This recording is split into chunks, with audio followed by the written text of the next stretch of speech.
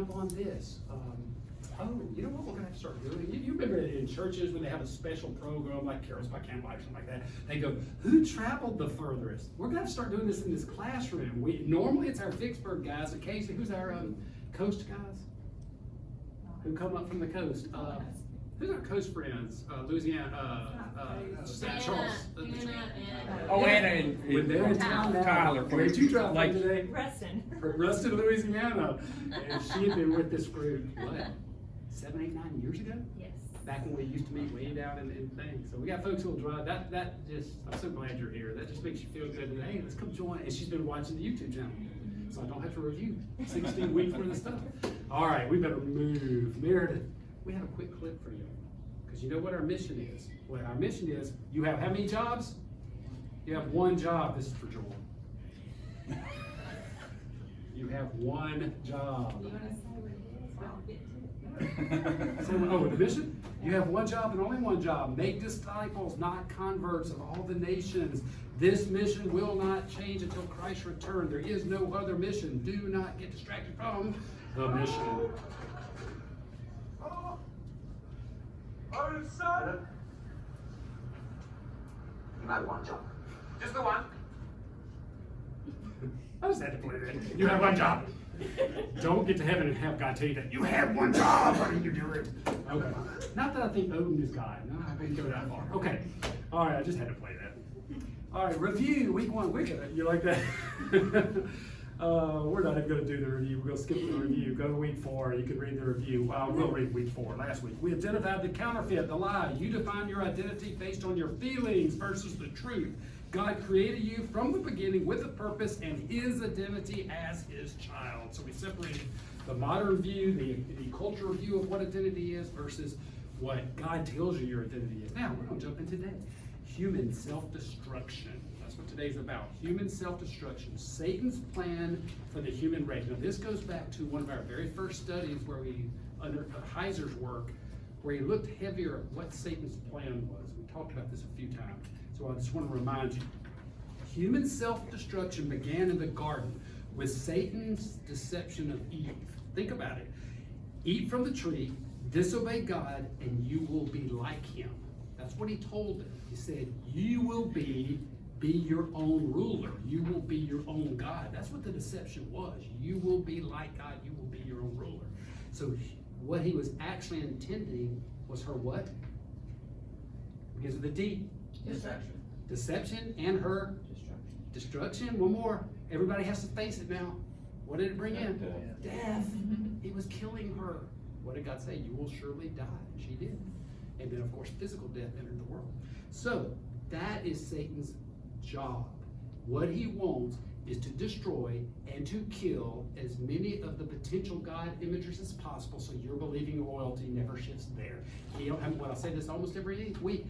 He can convince you to believe any of a million different things as long as you don't believe the one. So he's got a lot easier job. So that's why he doesn't care. He doesn't care if you worship him. He doesn't care if you're agnostic, atheist. He doesn't care as long as you don't do the one thing. Okay.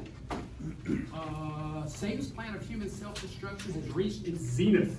I had to struggle over this word. Ask Meredith. I threw out 12 different words. Finally, I came up with zenith. And Meredith Googles zenith. And she goes, oh, that is what that means. All right. Satan's plan of human self-destruction has reached a zenith, a climax, a maximum, a full blooming in our American culture today. Let's look at 3 ways. Eating disorders, video first. Well, I was just going to introduce why we went this direction this week, and that was because I had a girls' Bible study at Jackson Academy where they asked me to come, I guess, give the medical side of eating disorders, because there was a girl at Ole Miss, like recently, I don't know the person, who shot herself, and her suicide note was that she was struggling with her eating disorder, bulimia. And I think that her family was the parents going through a divorce, and so it's like a broken home, and then she was struggling with this eating disorder, and she didn't know how to fight it, she didn't know how to get out of it, and Keep telling yourself, because you listen to everything today, keep telling yourself human self-destruction. Joel and I walked around the house going, It's human self-destruction. That's It's human what it is. self-destruction. We say it all week long, You and just we mentioned were too, you saying mentioned that. divorce and The struggling family. with, and struggling with eating disorders. They're all human self-destruction. Okay. And so, that's really why we went this way on eating disorders, because it's again, a mockery of what the world tells us, our bodies are, or should be, and and who God says we are as his imagers. So, And this video is just 4 minutes, and it's just just to give you a perspective from a girl who struggled with this. and this group of girls, the leader, the Bible study leader, told me there are like at least four girls that she knows are struggling with eating disorders in this small group of high school girls. And then that girl was a college student at Ole Miss, so, this is, for different people, different struggles, human self-destruction. So this is just a background kind of video. I can't tell you how good it feels to finally be free. To eat without guilt, to like the girl I see in the mirror, to forget to weigh myself because it just doesn't matter so much what I weigh, to really, truly believe that I am loved just as I am. For 9 years of my life, I struggled with an eating disorder. I felt ugly 90% of the time. Even when I struggled to find clothing that was small enough, I still wanted to lose more weight. Even when guys asked me out every single day, like I dreamed of, I never felt beautiful or happy. And yet I still believed my eating disorder would eventually make me happy, that it would make me beautiful, that it would make me good enough. And there you have it. The real issue, deep down, I never felt like I was good enough. Since I was a little girl, I've wanted to be perfect. I've wanted to make everybody else happy, to be nice enough and smart enough and a good enough Christian and, yes, pretty enough too. So when I got into a bad relationship in college, when my boyfriend told me I wasn't as pretty as his ex-girlfriends, I believed him. It was confirming the lie I had believed my whole life, that I wasn't good enough. When we started dating, I was at a normal, healthy body weight, but I quickly dropped 20 pounds. All I had to do was think about the gorgeous, skinny girls that my boyfriend flirted with, and I'd lose my appetite completely. Eventually, my dad broke off the relationship, and I began turning to food for comfort in what's called binge eating. I would eat and eat uncontrollably. I wasn't even tasting the food, I was just stuffing it into my body as if trying to fill the emptiness within. When the binge would finally end, I'd feel so guilty, and I promised to be better at not eating the next day. And that's when I did the one thing I never thought I would do, walking into my bathroom, kneeling down over the toilet, trying and trying to make myself throw up, and utterly failing. An eating disorder feels like a part of you, like another limb, or like part of your identity. As much pain as it gives you, breaking up with it feels like losing a piece of yourself. But as time went on, I wanted to be free. I really did. I dreamed of one day being able to like the girl I saw in the mirror, of one day being able to eat without feeling guilty, of one day being able to help someone else. And that's when I finally found something else that I wanted even more than I wanted my eating disorder. I wanted to help other girls learn how to like their bodies too. With that motivation in mind, I tried to get better. I tried to stop the binges, to stop the shame, to stop weighing myself 6 times a day, but I couldn't. And that's when I realized that I needed help. For the longest time, I hadn't told anyone about my struggles because I didn't think anyone would understand. But as long as I kept this a secret inside me, I couldn't heal. So I finally opened up to my pastor and his wife, and they took me by the hand and began walking me through this journey, speaking truth into my life, showing me the way toward freedom. And honestly, without them, I wouldn't be free today. You see, I think in many cases, eating disorders are not the primary problem. They're actually a symptom of a problem. And don't get me wrong, we definitely need to work through our eating disorder, but I think in order to do that, many of the times we have to find the real problem that's underneath the disorder. For me, the real problem was that I never felt good enough. And that's where my eating disorder came in. I thought it had promised to make me good enough, beautiful enough, and skinny enough, to make me into the kind of girl that I thought would make guys stick around. The kind of girl who didn't have to be afraid of somebody leaving her. But instead, it had destroyed me. One day as I was home for a break from college, my dad noticed that something was bothering me and asked what was wrong. I told him, Dad, sometimes I feel like I've messed up so much that you and Mom will never be proud of me again. And I'll never forget his next words. He said, Tiffany, I love you because you're my daughter. And yeah, you've made some dumb mistakes, but nothing can change the fact that you're my daughter, and that's why I love you. And in that moment, it felt like God was saying the same thing to me. Like, Tiffany, I love you because you're my daughter. You can never earn my love, but you already have it. You're my daughter, and even in your messiest moments, I will never walk out on you. I realized that I'll never be perfect. I'll never have it all together, but I don't have to, because I'm already fully known and fully loved, just as I am.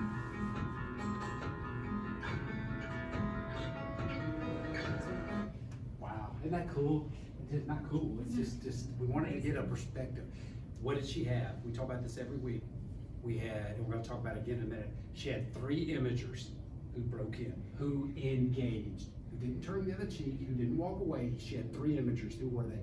Her pastor and his wife. And you hear what she said?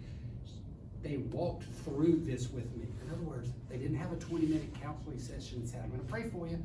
Remember, Rosaria had over 500 meals with that pastor. 500 meals. And you see the radical transformation that happened in her life. We did this a few weeks ago. Anyway, so those 2, and the other imager was who? Her dad. Now here's the deal. A massive number of families, including mine, including me, don't have a dad. That's the point. The family structure, what God's ideal has been utterly destroyed. That's where the church steps in and engage. You see, that's your job. You are the father, you are the mother, and you are the sister. That's just wild. Just briefly, I'll hit the highlights. We try to give you like statistics. You have a information. packet, for the first time, you have a packet of information that takes minutes. Hopefully, we didn't have enough, I guess. 9% of the U.S. population struggles with an eating disorder at some time in their lives, and they're not necessarily considered underweight. 6% are not considered even underweight. Interesting that 10,000 deaths each year are a direct result of an eating disorder. That's 1 every 52 minutes. I thought also 35 to 57% of adolescent girls engage in some kind of crash dieting, fasting, self-induced vomiting, diet pills, or laxatives. Eating disorders are among the deadliest of mental illnesses, second only to opioid overdose, which we're coming to next. I listed some of the emotional and physical points, but mainly the long-term side effects or things to look for: consequences, weight loss, fatigue, dental problems, heartburn, reflux, vomiting with and without blood, EKG changes, sudden cardiac events, and ultimately death, obviously depression, and then suicide. I asked a friend who's a Christian, who is a patient, I said, what would you want to hear, or what are a couple of things that you wish you had been told if you were in high school, because I was talking to these girls. She said, number 1, just to give your bodies grace. Like this girl said, there's no perfect size, but you should be able to appreciate what God gave you. Not just tolerate, but appreciate that God made you just how you are, with your straight hair, curly hair, skinny, more full figured. Curvy. God made you curvy. Also, she said, without even knowing what we've been talking about in this class, that this is spiritual warfare. She said, Satan wants to jump out and grab you by the throat while you're busy thinking that you just want a diet to fit into a prom dress, and it's just like any other addiction. She says it's an addiction. Because Satan is about human self-destruction. That's the goal since the garden. Just like drinking that first drink or taking that first cocaine hit, you have small margin of error, and with eating disorders, you have no way to know if it's going to take you down that path. So that was our little discussion, basically, that we need to engage girls boys also, it's higher in boys than you think. Eating disorders or disordered eating. But much more in girls. But more in It's still girls. higher. But anyway, engage early, and, we as Christians, like Joel said, we are that imager to, people around us. Can I add one thing? Mhm. Y'all know I have these random thoughts all the time. They generally apply. When we said that about curvy women. Curvy, I find this interesting. They call the clothes that go with. Yeah. Here's what's interesting. This shows you how the culture drives these disorders. Yes. Whether you're talking about the imaging of your sexuality, whatever, here shows you. Look at Renaissance art. What do you notice about all Renaissance art? All of them. What do you notice about the females? Full figure. They're full figure because in that time, that was beauty. Do you know why it was beauty? Because most people were starving to death. Yeah. And when you were full figure, that meant you were either wealthy, a king, queen. You had the ability to eat. You were of the upper class, and it was considered beauty. It's funny. Okay. The culture is driven you into the opposite now. Now- Because we got plenty of money and food, so we're all full figured. So now it just shifts the other direction. That's what Satan does. And notice it's all about identity. Her All about identity was identity. wrapped up in who she was and what her body image was, so. All Also, right. I don't know if y'all know, but this past week was National Eating Disorders Week. It's kind of National. Eating Disorders Week. I didn't even say that. Well, there you go. Coincidence, I It's just so, thought it's about so it. amazing how God works all these things out. I didn't realize that. Okay, so next we're gonna turn to drugs and other human self-destruction. 700,000 drug overdose deaths since 2000. I have to say this to this is the CPA, annual CPA, and each one of your packets, they're in the order in which she will be going over this. Those packets are in order. 19.4% of people have used illicit drugs at least once. That's 1 in 5 of us in 100 people. 11.7% of Americans 12 or over use illegal drugs within the last 30 days. If you include alcohol and tobacco, 60.2% of Americans aged 12 or over currently use or abuse drugs.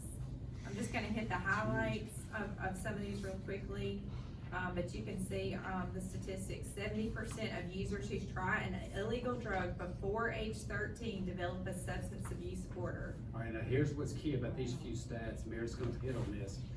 So if she's looking at young people, this is the danger of legalized marijuana.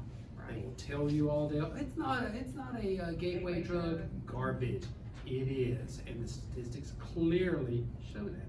Well, here's your chart right here. 46% of drug users are using marijuana, so that is half of the population And of the drug majority users of use them then marijuana. mix it with other drugs. Right. harder drugs. So if our child uses it before age 13, they have a 70% chance of developing a substance abuse disorder. So before 13, that a huge chance of developing an addiction. And then, but if it's after or whatever, you're about to say that, it's After amazing. 17, Just after 17, 27%. it drops radically. But they're shoving it down to our preschool kids But, yes, and making it easy to get to. 47%, how are we doing on that? 47% of young people use an illegal drug by the time they graduate from high school. That's half of our students are using an illegal drug by the time they graduate Which from high follow the school. statistics, which means the majority of those are under 17, which means 79, 70, whatever percent of those will develop an addiction. They're 5% destroying our young people. 5% of 8th graders, That we are. 20% of 10th graders, 24% of 12th graders. And here's the breakout of what drugs are used. Marijuana, you can see, is a huge part of that percentage. What about drug-related deaths? Accidental drug overdose is a leading cause of death among persons under the age of 45. Over 70,000 drug overdose deaths occur in the U.S. annually. We get worried about how many COVID deaths now? What's the tap? 125, 30,000 in the past 2 years. We have 70,000 drug overdoses every single year. Year after year after year. The number of overdose deaths increases at an annual rate of 4%. We're not decreasing, we're increasing that every year. 4% increase every year in deaths. And I promise you, that number will go up and continue as we legalize marijuana more and more and make it just so easy. You run down the street and grab it from the store. That will continually increase. So, I have people ask me, well, what do you think about legalizing marijuana, I mean, it's used for cancer patients, for pain they endure and all that. Well, we don't have the randomized control trials that we have had for the FDA for other drugs. If we're gonna use it as a medicine and use it as a drug, let's put it in medical trials, not just on the street in a brownie. Well, frankly, You know? that's frankly, we already have, that's what opioids are. They're basically illegal drugs made into real medication, and those cause addiction. That's why there's an opioid, but they already exist. You don't, it's not that marijuana is different. We already have 1,000 drugs that do exactly what marijuana does. That's a red herring. That's to get people to go, yeah, I don't want the cancer patient hurting, so let's be for it. That's all that argument is. So 48.2 million Americans over the age of 18 use marijuana at least once over a 12-month period. Marijuana use has increased 15.9%, and this was the year 2018 to 2019. That's probably a lot higher now. 30% of those who use marijuana may have some degree of marijuana use disorder. So 30%, a third of patients people will have marijuana use disorder. 1 in 6 users who start using it before age 18 become addicted. 1 in 6 users of marijuana who start using it before age 18 become addicted. Marijuana is frequently used as a polysubstance situation where multiple drugs are used together. Alcohol and marijuana together is known as a crossfade and will increase alcohol impairment and speed up absorption of THC into your body. It causes dependency and addiction, high-risk behavior, psychopathology, poor mental outcomes, emergency room visits, et cetera, et cetera. I'll speed through that. So this is our example of drug use. Yeah, watch this. This is neat. This is not even, these aren't, what you're about to see aren't even illegal. It will tell you that. This is funny. Well, These funny are is synthetic drugs that, they're marketed as incense. They're marketed as incense, and on the label it says not for human consumption, so they're not even illegal. But of course, on the street, they know what to do with them. this is just a local station doing a news report on it in their city.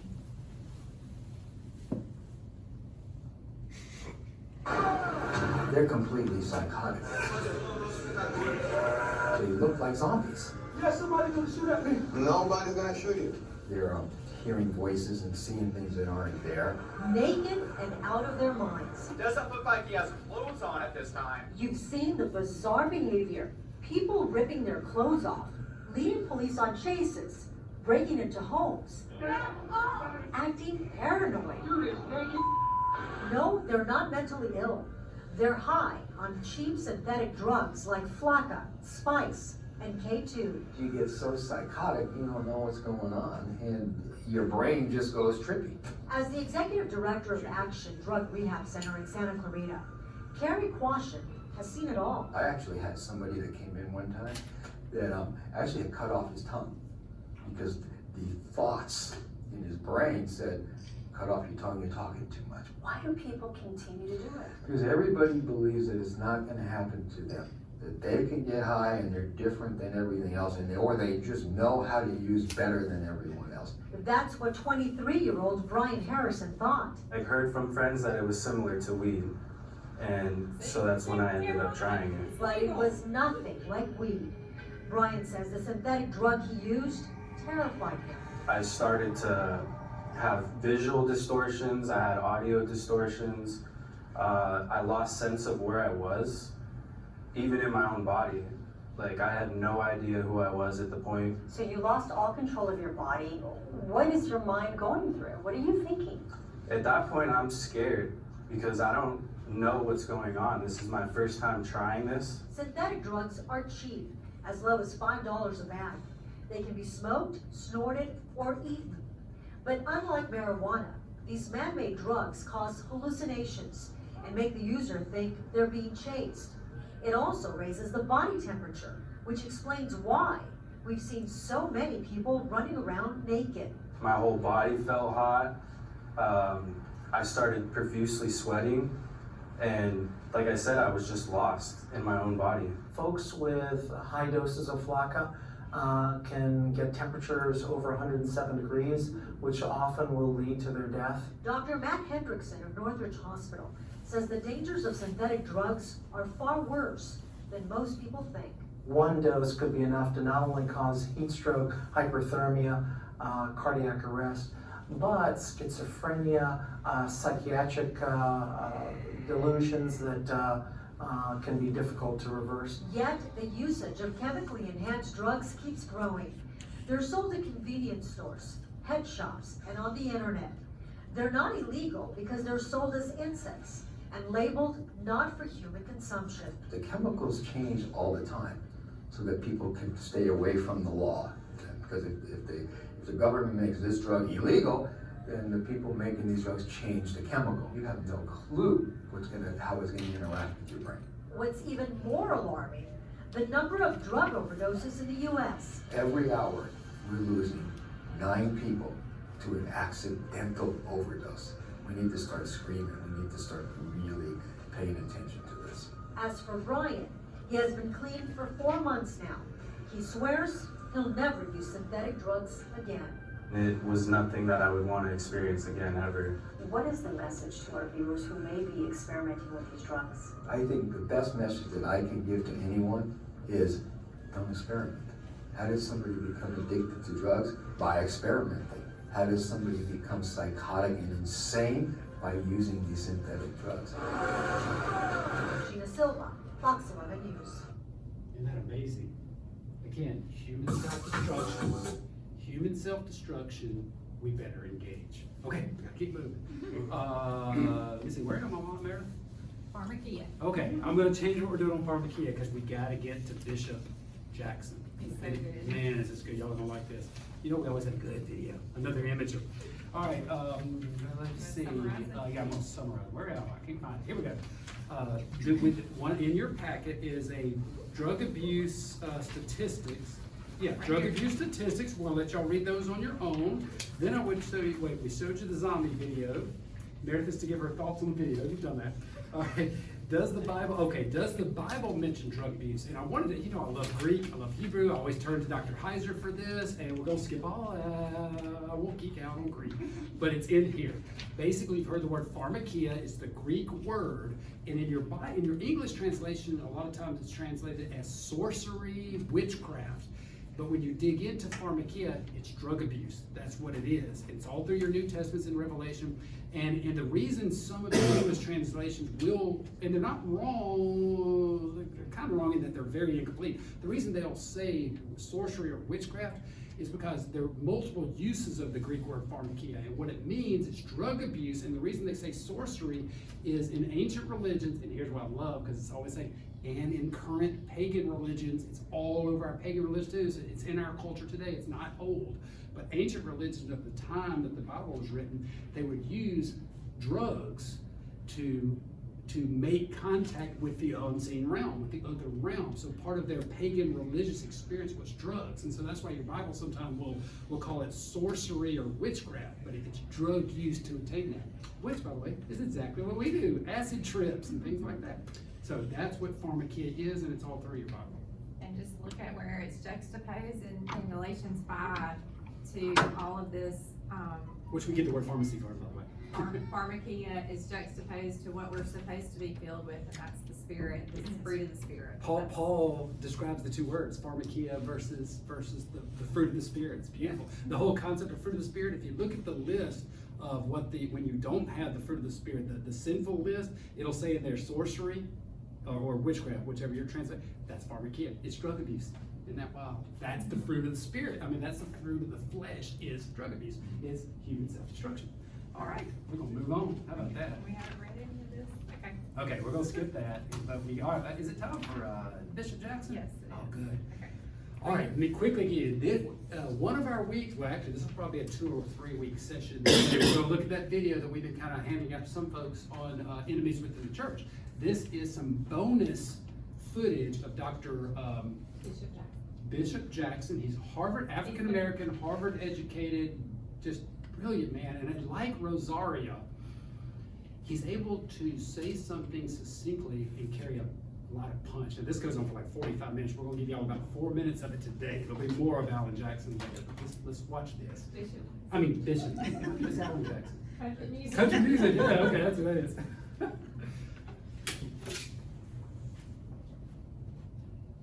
Okay, it's Bishop E. W.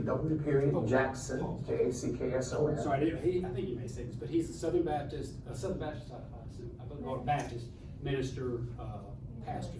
He did say Southern Baptist, but all these are evangelicals, everybody within the church stuff. So anyway. I'm the president of STAND, Staying True to America's National Destiny. And I'm the pastor, senior pastor, and presiding bishop of the Called Church, which has its headquarters in Chesapeake and has some satellites in other places. How many years? Oh, about 37, I think. About 37 years. Well, the thing that drives me more than anything else is my love for God. I was mightily saved in Harvard Law School, as a matter of fact, in 1976. Yeah, Harvard Law School didn't save me, but I actually was a student at Harvard Law School when I got saved, and it was the most dramatic turning point of my life. And since that time, I've lived for God. Not suggesting I've lived perfectly, but my passion is, as I said, my chief ambition and aim in life is to live in such a way that when I stand before Him, He will say, "Well done." That's, regardless of what else happens, that's what I'm after. There it is. What's your one job? And what does He want to do? When He appears in front of God, I want Him to say, "Well done." That has to be our desire while doing our one job. But that's not the worst perspective on it, and then I'll cover a couple of milder things that are still bad. The work. What he's about to talk about here, the reason we're playing these 4 or 5 minutes is he's a pastor, engages the culture a lot, and he was called to a meeting by the mayor. Is the mayor of the city? Mayor, with all these religious leaders to talk about handing out meals. And this is, I heard his response and what he said at the beginning. What's that? And that's the response, Where our is- substitute morality. Yeah, he talks about our substitute morality. What he says, that he addresses a Muslim in the group who gets on to him at first. I'm like, when I heard this, I was like, I jumped out of our bed. We're like on the bed watching. I jumped out and go, "You tell him, Jackson." Oh my goodness, this was good. This perspective on it is that it conveyed to ministers and to Christians who accepted it that there is a substitute morality, that biblical morality is not what God is truly concerned about. What God is truly concerned about is your justice quotient. In other words, God doesn't care so much whether you commit adultery. He cares about whether you're feeding the poor. And God doesn't care so much about whether you lie. He cares about whether you're making sure that income is equally distributed. And it's this mindset, I call it a substitute morality, that claims to give people a sense of personal justification for not adhering to the morality of the Bible, because you're doing all these other things that are so just and so important. And frankly, I really think this whole notion, God doesn't care who you love, comes out of that same kind of theology. God doesn't care about that. He cares about how you treat the masses. And that to me, again, has been absolutely terrible, which is why you find in churches that have bought into this, they don't care about the life issue, they don't care about unborn children, they don't care about marriage. They frankly, I don't think they really care about morality even within heterosexual marriage, because we're busy doing the big things of taking care of people. And it's, to me, it's been a horrible development to see that happen in the church. Now, of course, the other thing that it does, and that you might consider to be, they're not truly biblical. It does elevate this notion of justice, that what we need to be concerned about is justice. And of course, there's a part of you that says, as a Christian, well, of course, because God is concerned about justice. But there's no justice without righteousness. You can't separate the two. And when you try to do that, what you end up with is a man-made form of justice. So, and that man-made form of justice says, well, justice means anybody who wants to get high ought to be able to get high. We shouldn't in any way inflict any kind of social demerits on people for that, because that doesn't really matter, does it? And in fact, it would be unjust because a lot of the people who are getting high, or maybe they're poor people, or maybe they're people who that's the environment that they grew up in. So let's not deal with that. And so let's forget about all the people who die as a result of automobile accidents when cars are being driven by people under the influence. Let's forget about let's forget about the opioid addictions and all of the overdose deaths that take place in the country, because we've got our own sense of justice. When I was ministering in Boston, at one point, a big debate with the mayor and some ministers he had around him, and he made the mistake of inviting me because he was planning to distribute clean needles to all the drug addicts. And all the ministers, black, white, from all over the community, pretty much agreed that this was a good thing. Yeah, sadly. And I stood up and said, well, I don't agree, and I said, because this is not what we as Christians should be doing. We should not be putting in people's hands the instrument of their own destruction. So because if you understand drug addiction, you know that the very best you can do is maybe get them to use a clean needle once, but the first time you're not there and a dirty needle is available, they're going to likely die of an overdose before they die of AIDS. So that's not an answer. And a Muslim in the group stood up and said, well, I can tell you, a Muslim, if Jesus were here, he would walk down the streets of Mass Avenue, which is the main street that runs in the city of Boston, and he would give clean needles to drug addicts. And I stood up and said, well, first of all, you don't know Jesus, and therefore you don't know what he would do. I know Jesus, and I tell you what Jesus would do. He would deliver the drug addict from drug addiction, not give them the instrument for using drugs. I was never invited back. Was that I was there once. I'm like, thank you. He stood up that Muslim and said, you don't know Jesus. I do. And what Jesus would do is deliver them from their addiction, not give them the instruments for their own self-destruction.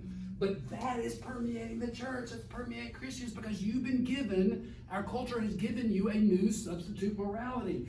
Fairness, equity, justice outweighs biblical righteousness. And what's sad about a lot of Christians is they walk out of the room feeling good about themselves. While they then, those same ones that had the needle, die of an overdose on the street. Yes.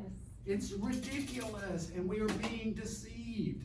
And when I heard that, I literally, you see why I jumped out of the bed? I'm like, you tell him. I'm like, you go, man.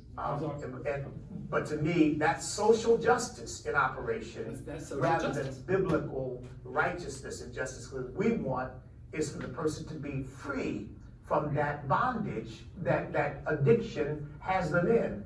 Not, well, how do we make it possible for them to use the drugs as long as possible without dying of AIDS? I mean, that's the social justice model. And that's a very specific way of giving you this idea of what social justice is. It's a different, I love that I'm adopting this term. It's a substitute morality. That's the best way to get it, is taking a morality that makes a person feel good about themselves, giving you that morality, and not even understanding in Christian circles that you're actually rejecting biblical righteousness and what real morality is. It's a very deceptive thing. Very deceptive. So he's our example imager. Yeah, that's our example imager. That's who we should be. Engage the culture. If a Muslim had set up and said that, in my little southern way of, you never really, the adage that even your criticism of someone is wrapped in a compliment. That's what we do in the South. That joker said, you don't know my Jesus. You go, man. I like that. So, as we've hit in eating disorders and drugs, now we're turning to the ultimate endpoint, and that's suicide. Eating disorders, I just wanted to mention this because I didn't throw this in earlier, but a large majority of those patients, by the way, are cutting themselves. They get really so down that path of destruction that actually, like, cutting yourself is like releasing for them some kind of pain that they carry within them. I've seen patients in the office, and I can tell if they have scars on their arms that they had that struggle. But anyway, leading to death. Drugs obviously leading to overdoses, and now suicide. And we said, this verse we hear all our lives, Romans 6:23, for the wages. But think of it in terms of human self-destruction. For the wages of sin is death, but the gift of God is eternal life in Christ Jesus our Lord. That's why death is ultimately, first of all, it's Satan's goal from the garden, and ultimately, that's what a substitute morality and human self-destruction is. It will lead to your death. One person every 11.5 minutes killed themselves. One male every 14 minutes. One female every 55 minutes. So in the hour we're here in Sunday school, one female in the United States kills herself and 4 males. 5 people are dead from suicide just in the time we've been in this room. It's the 12th leading cause of death in the United States, the 3rd for young people. Suicide ranks as 12th cause of death, homicide is 16th cause. So we're killing each other and we're killing ourselves. And I guess we'll just skip we'll on go there. to. All right, yeah. well, let's see, what's the video? Uh-huh. But which video is this? Suicide in the Bible. We really don't have time. Okay. Okay, well, we'll show that next week or something. Anyway, Okay. let's skip that. Suicide is self-murder, and murder is not an unpardonable sin. We don't have time to really go in that, because some people will throw that in there. Suicide is not an unpardonable sin at all. It is self-murder. Murder is a sin, but we know David sinned. In this video, we're gonna show, kind of walk through the places in the Bible where suicide exists. And we will show that real quick next week. Conclusion. So why did we look at these 3 very controversial, maybe these types of topics this week? Because your friends and family are facing these and other serious cultural issues every day, and Christians have the answer. Engage and share it. The world will always deceive. That's the bottom line. Complete this week's chart. That is right here. What we're adding to the chart, which is on your notes there, is this week's counterfeit is our substitute morality brings happiness. That's the world that's a cultural counterfeit. And the truth is, substitute morality brings destruction and death. That's what the God tells you the truth is. This is what your culture tells you the truth is. And the question is? And the question is, what's my question? Who knows best? Who knows best? Oh, that's right. Oh, that's right. We got the question over here. The question this week is, who knows best? Then you gotta answer that. Do you know best for yourself, or does God? And ultimately, that's what we're listening to. Something will come up there probably in a couple of weeks.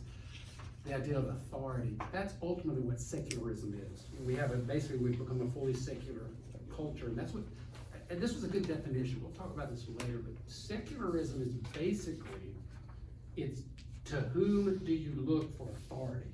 A religious person, Muslim or Christian, looks to an authority outside of themselves, a being outside of themselves. What secularism is I don't look, and this is even secular Christians, I don't look to authority outside themselves. That ultimately I am my own authority. That's why a Christian can go, oh yes, I'm a Christian, love Jesus. And then they go, but I'm okay with abortion. I'm totally okay with gay marriage, all that kind of stuff. I can reject everything. What are they doing? They're saying that that's not really my authority. I like the Jesus love part. Reject the rest. So that they're saying that ultimately, who is the authority when you do that? I am. I'm determining what I will give authority, what I'm not. That's it. That's what secularism is. It's just rejecting an external authority and bringing it in-house. That's our culture now. Well, they're saying with their mouth that they love Jesus, but they're saying with their actions that this is my idea of morality and you must embrace it. It's really more like spiritual fascism. That's exactly true. You know, and you see so many young people today, they've formed their own substitute morality. It's a great term. I love that. You know, you see the culture shifting that way. You see people turning away from Jesus. You know, think about the young girl who's so adamant about climate change for Greta. Yeah, Greta Thunberg. Thornburg. Yeah, people look at her and they say, well, look, she feels so strongly about it. She must know best. Yeah. You know? Because she's so adamant. Yeah. And she just, that whole generation is looking for some type of morality.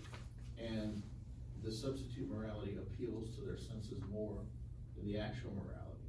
It's because there's no responsibility. And there's no authority. The authority is purely subjective. Well, she must be right because she feels so strongly about it. There's no biblical base. And you can even come to the point that if you disagree with her, she can be right and I can be right. We can both be right in our own spheres, which is really a perverted way of thinking, but you see that all the time. She can feel strongly about the culture, I can feel strongly about banning guns. Something else, yeah, whatever else. Yeah. Oh, you see, we're at the point of discussion. So there's another way of looking at this too, which is the First Commandment. It I'm the Lord your God, I'm a jealous God, you'll have no other gods before me. Yes. And these people are really creating a God after their own image. This is idolatry. It's not the real Jesus, it's the Jesus that they want, but it's not the Jesus that they'll die and come to know. That's And right. understand. Even the Be Muslim accountable Bible is to. all about that Jesus. That's right. That is, we've hit on imaging a little, some of it, and that is absolutely it. It's great. That's what's so deceptive, and that's why we're gonna do a section on the enemies within the church. Is it's shocking how pervasive a substitute morality and a substitute Jesus has infected the church. It's everywhere. It's not just out there any longer, it's everywhere. And even like with eating disorders, like I told the girls, like, you have to know where your truth is coming from. Is it coming from the social media? Or from your boyfriend who tells you you're fat? Or from the movie stars airbrushed on their photo shoot? Or is it from the Lord who says, I knew you in your mother's womb, I knit you together, I know all the days of your lives before they were even made, you are made in the image of God. Same with homosexuality we talked about last time. You're imagers, you're made in his image. It's all about where you place your authority. Who has the authority to define these terms? And if you will embrace it, it cleans up these feelings. Oh, you notice too, they all talk about feelings. Feelings are not morality. You know that, but that's the point, is now it is. In our culture, feelings, how I feel.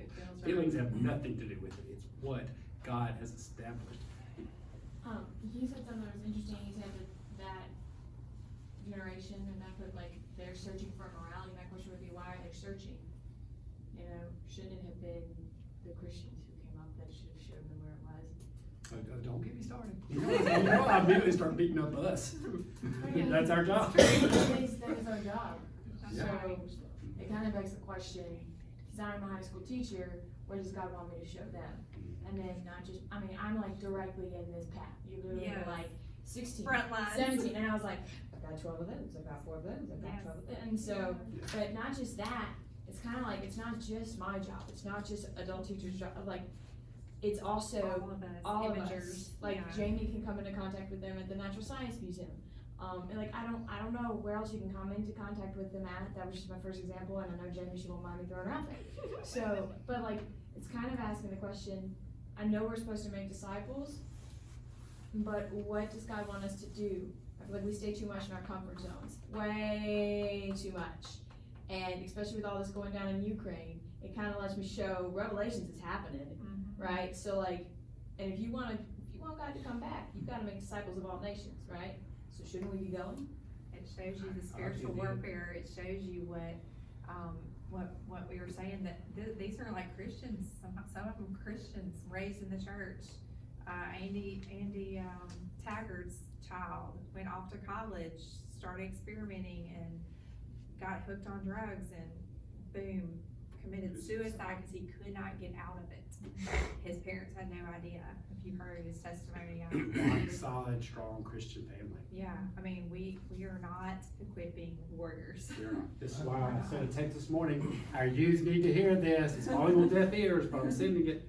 I don't want to take away any of our responsibility and witness, but the law was written on the heart of every man from birth. Romans 2:13 through 15. It's our conscience, and it's with us. And we are not in any way born into this world devoid of a moral compass. We all have one. And the answer to that question, I think, is for most people, the morality isn't good enough for them.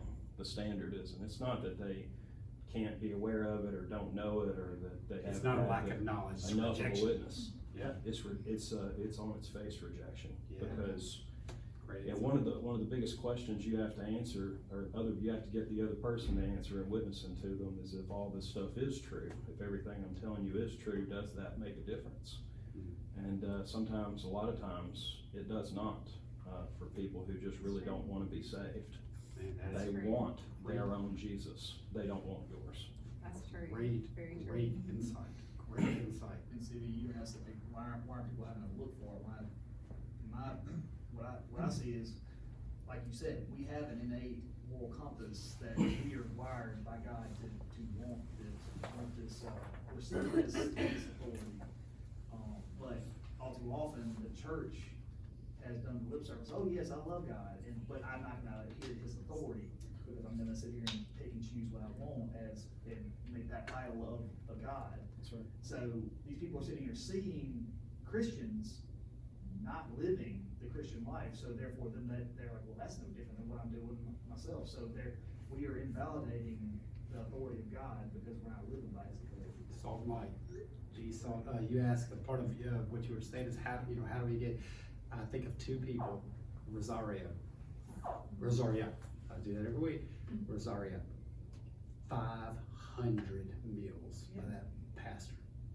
Find somebody who you know is struggling and engage them with no demands, no requirements, no, clean yourself up, we'll have dinner together, nothing. You engage them, and what did we talk about 2 or 3 weeks ago? And you love them. That's why I mentioned while I think it served its role, I don't bash him. I love Jerry Falwell, who's now passed away and all that, but that moral majority, it created the idea that it was a hatred of both the sin and the sinner, even though they didn't mean it. That's how the culture spun it. And so now you've got an entire generation who sees the church and Christians as the problem. They're not just folks we've rejected. No, they're the problem. They hate us. And the difference in a culture in the church now is we're building warriors whose primary weapon is love. It starts with engaging people, but never sacrificing the truth, but engaging them with love, and it might take 500 meals. And the other person I think about is Ann Lewis. Ann Lewis does the exact same thing with teenage girls. She meets week after week after week, and she'll adopt this one for a while, and adopt that one for a while, I don't know, and she ministers one-on-one, not 30 minutes, I'll go and pray for you. You engage. And do you engage? You engage. All right, lead us out. Okay, we gotta go, y'all. This is, anyway, just thank y'all. This, I didn't know what today was gonna go for, but anyway, we'll just keep going. Dear Lord, thank you so much. We just pray, as we've been talking about Ukraine, all these 3 topics, and we could have talked about 50 more topics. Human self-destruction. Bring someone in our life, bring people in our life that we can engage with over the long haul, and one heart at a time, one soul at a time, one person at a time. That's how revival and change happens. It generally does not happen on a mass scale. It happens one at a time. Thank you, Father. May we glorify you, live for you, and come back next week. In Christ's name I pray. Amen.